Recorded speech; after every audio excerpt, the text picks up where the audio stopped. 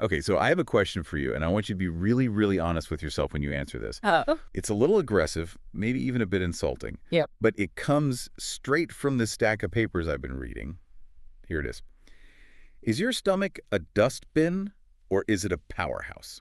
That is definitely a wake-up call of a question. Right. When I first saw that headline in the source material, I laughed. It feels so black and white. It does. But the more I read, and we are talking about some serious vintage material here, the more I realized dustbin versus powerhouse isn't just, a metaphor. It's a physiological distinction. It is. And look, we aren't looking at the latest biohacking newsletter today. No, not at all. We're going back to what I'm calling vintage wisdom. Mm. We have a stack of Akan Jyoti magazines. Some of these are from 1955, 1968. 1971, yeah. And the book Ahar Chikitsa. Exactly. And it's this fascinating mix of Rishi wisdom and these very specific, almost industrial-sounding biological laws. Industrial is the perfect word for it. What really struck me is how these sources see the body. It's not this, mysterious temple. They see it as a factory, a turbine. A turbine, yeah. And the stakes they lay out are incredibly high. There's this one statistic in there that it stopped me in my tracks. The age statistic. Right. The source claims that for people aged 58 and older, 90% of diseases originate in the abdomen. They use the term udar. That is a massive claim. 90%. It is. And modern science supports the gut health connection to immunity. So this 1950s wisdom was, arguably way ahead of its time. But the source frames it a little differently. They're basically saying that as you age, the margin for error just disappears. You can get away with treating your stomach like a dustbin in your 20s. But by 58, that dustbin becomes a center of disorders. So the mission of this deep dive is to figure out how to avoid that. How do we flip that switch?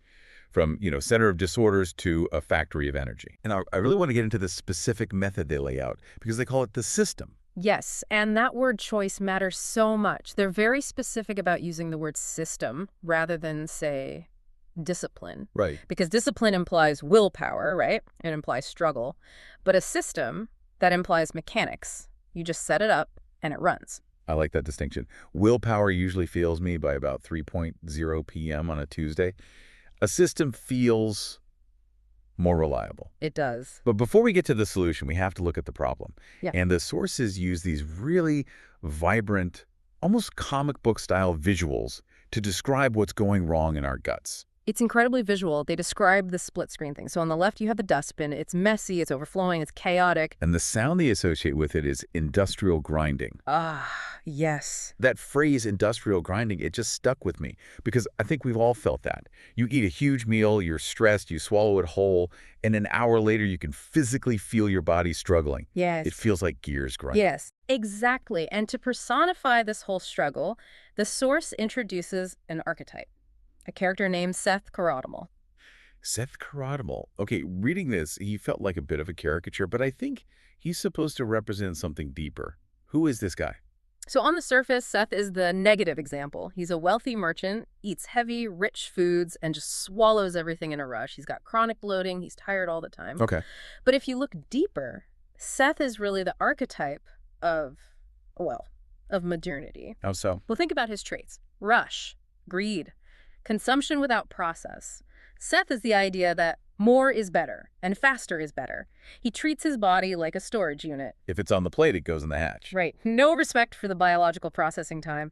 He's the guy answering emails while inhaling a sandwich. Okay, I feel a little attacked right now. We all should. I think we all have a little Seth Karadimal in us. We see food as an inconvenience, just fuel to shovel in so we can get back to work. And that is the core choice the source gives you. You have to decide, are you going to be Seth? Because if you treat the stomach like a dustbin, you get dustbin results. Or are you going to build the powerhouse? So let's build a powerhouse. The sources break this down into 4 really specific biological laws. And I want to warn you, these sound simple. Deceptively simple. But when you actually try to do them, they are incredibly difficult. The first one comes from the January 1971 issue of Akan Jyoti. This is the science of chewing, and you're right, it sounds so easy. The golden rule here is, don't let the intestines do the work of the teeth. It's such a brilliant way to put it. Think about the engineering of your body for a second. Your teeth are the hardest substance in your body. Enamel is basically rock. Right. It's designed for grinding and smashing. Your intestines, they're soft, permeable muscular tubes. They're designed for absorption, not for demolition. So when we eat like Seth Carotmal 2, chews in a swallow, we are sending solid chunks of rock down to a soft tube and saying, hey, good luck with that. Exactly. That's where the industrial grinding comes from. The stomach has to churn like crazy to try and break down what your teeth should have handled in the first place. And the source is super strict about the metric here. It's not just chew more, they give a number. The number is 32. You're supposed to grind every single mouthful 32 times. And the goal is to turn the food into liquid. The catchphrase they use is, drink your food. Drink your food. I love that. So I tried this yesterday, just to test it. Have you ever actually counted to 32 while eating? I have. And it is excruciatingly long. It's forever. You get to chew number 12 and you're like, surely this is done. But nope, you have 20 more to go. It completely kills the joy of just wolfing down a burger. Well, it kills the joy of consumption, maybe, but it forces you into being present. And biologically, something huge is happening during those 32 chews. It's not just physical. No, it's not just breaking it down. You're mixing the food with saliva. And saliva isn't just water. It contains amylase and other enzymes that begin digesting starches and fats right there in your mouth. So you're skipping the first and most crucial chemical stage if you just swallow. You are. You're handing the stomach a raw project that hasn't been prepped at all. It's like throwing a whole potato into a soup pot and expecting it to cook at the same speed as the tiny diced carrots. It just doesn't work. Perfect analogy. So rule number 1 of the system, chew until it's liquid. 32 times. And I'll add one thing. This connects directly back to the dustbin idea. Undigested food doesn't just pass through you. It ferments. It rots. That's the gas and bloating Seth complains about. Chewing prevents the rot. Okay, that's a lovely image. Let's move to rule number 2. This comes from the book Ahar Chikitsa, and this is about the quality of the fuel. The source creates a binary I found a little intense. Living food versus dead food. It is intense language, but again, it's all about energy transfer. Dead food sounds like something from a horror movie. What are they actually talking about? In this context, dead food is anything that's being cooked to the point where its enzymatic life is just gone. Processed food, oily food, heavy fried stuff. Yeah. The source argues that this food might give you calories, it might make you feel full, but it increases burden. Burden. That's an interesting metric. We usually count calories or macros. You don't really count burden. Right. I mean, think about how you feel after a huge Thanksgiving dinner. You have plenty of calories, but do you feel energetic? No. You want to lie on the couch for 3 hours. That's the burden. Your body has to work so hard to extract anything useful from that dead mass that it actually drains your battery. Okay, so contrast that with living food. Living food fills the body with prana shakti. You can translate that as vital power or life force, but in modern terms, we're talking about bioavailability, enzymes, hydration. So salads, fruits, sprouts. Things that, if you planted them, might actually grow. So are they saying we all need to be raw vegans? Because that seems like a pretty hard sell. No, and that's where the system is really practical. They suggest a ratio. The diet should be 50% living food. 50%. So I can still have my cooked curry as long as the other half of my plate is a raw salad. That's exactly it. The source says this ratio is what's needed to reactivate the digestive system. If you're 100% on the cooked dead side, your system just goes dormant. It gets sluggish. You need the enzymes from the living food to basically sweep the factory floor. It's a balance, not prohibition, a ratio. Okay, I can live with that. Which brings us to rule number 3. And this is where we meet our second archetype. We've met Seth, the disaster. The villain. Now we meet Master Dinana Karayev, the hero of the story. The anti-Seth. Describe him for us. He's described as having glowing vitality. He's older but moves with energy, and his defining trait isn't just what he eats, but how he eats. He follows the rule of midahar. This is from the October 1955 issue, midahar. That translates to moderation, right? It does, but moderation is such a vague word. I can convince myself a whole pizza is moderate if I'm hungry enough. Sure. Midahar is a specific biological law. It is the law of the empty quarter. The empty quarter. That sounds like a location in a fantasy novel. It's just simple physics. The rule is you have to leave 1/4 of your stomach completely empty at every meal. Why? If I'm hungry, why would I leave empty space? Okay, imagine a washing machine. If you stuff it 100% full of clothes, pack it tight and turn it on, what happens? Nothing. It can't spin, the water can't get in, you just get a big, wet, heavy lump of clothes. Precisely. Your stomach is a muscular bag. It needs to contract and churn to mix acid and enzymes with your food.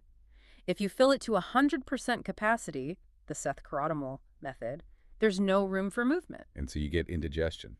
You get fermentation, the food just sits there because the machine is jammed. The empty quarter allows for the space and the movement needed for proper digestion. There's a line in the source that I underlined 3 times. It says, the real secret to health is eating less than your hunger demands. It is the hardest part of the system, I think. Biologically, there's a lag time between your stomach being full and your brain knowing it. So by the time you actually feel full, you've usually gone too far. You've overeaten. Master Dynath stops eating while he could still comfortably have a few more bites. And this connects back to rule 1, doesn't it? If you're chewing 32 times, you're eating so much slower, it gives your brain time to catch up. Exactly. It's an interconnected system. If you chew properly, your hormones have time to signal satiety, which makes Midahar so much easier to achieve. Seth can't do Midahar because he eats too fast to even feel his own limits. Okay, so we have chewing, living food, and the empty quarter. Now we get to rule number 4. And this is the one I think people struggle with the most in the modern world. This is the maintenance protocol from June 1968. Yes. The weekly fast. No, we should probably clarify this. Intermittent fasting is huge right now. You know, the 16.8 method. Is that what they're talking about? No, this is different. This is vintage 1968 wisdom. They are not talking about a daily window. They are talking about a full system shutdown, 1 day a week. A full 24 hours. Yeah, the protocol can vary, but the core idea is system maintenance. Go back to the turbine analogy. You can't run a power plant at maximum capacity, 247, 365, for 60 years. If you do, the bearings wear out, the pipes get clogged, you need scheduled downtime. So this isn't about weight loss. Not primarily, no, and that's a crucial distinction. A lot of modern fasting is about cutting. This is about purification. The source says that when you stop bringing in new raw materials, the factory switches modes. It goes from production mode to repair mode. Repair mode, I like that. It lets the body hunt down all the waste products, the toxins, the undigested bits hiding in the corners of the udar and flush them out. If you never stop eating, the cleaning crew never gets to come on shift. It's scary, though. We are so conditioned to be terrified of hunger. We feel a pang at 11 a.m. and we panic. We do. We treat hunger like an emergency. But the experienced energetic citizen, which is the title the source wants us to claim, views that weekly fast not as suffering, but as the moment the body is finally getting a chance to heal itself. So let's just recap the whole system. It's not just a list of tips. It's a complete lifestyle overhaul. 1, chew until liquid. 32 times. 2, 50% living food. Tana Shakti. 3, Midahar, leave the empty quarter.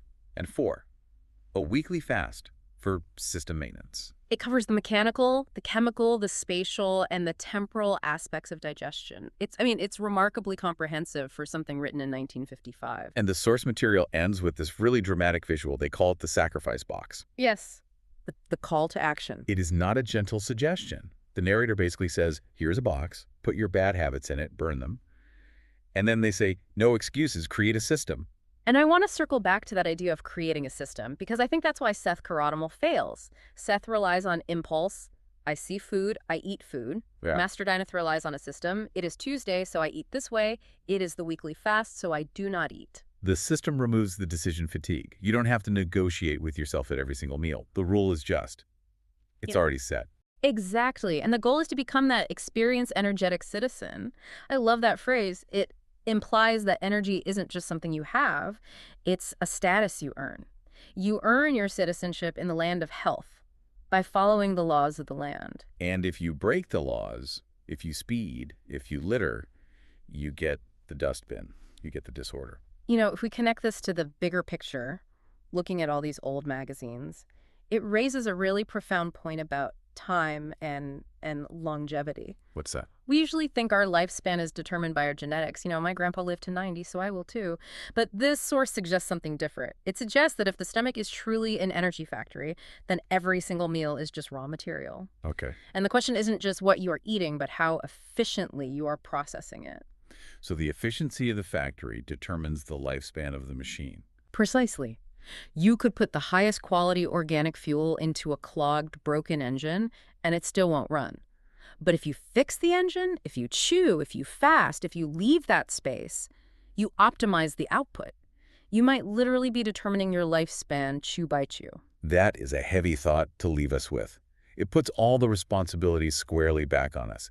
It's not about a doctor fixing you later. It's about how you chew your lunch today. It's empowering, though, isn't it? You don't need a prescription to chew 32 times. You can start 10 minutes from now. That's the challenge then. Next meal, count to 32, leave the empty quarter, and see if you can silence that industrial grinding. And don't let Seth Karadimal run the factory. Absolutely not. Thanks for diving deep with us. We'll see you next time.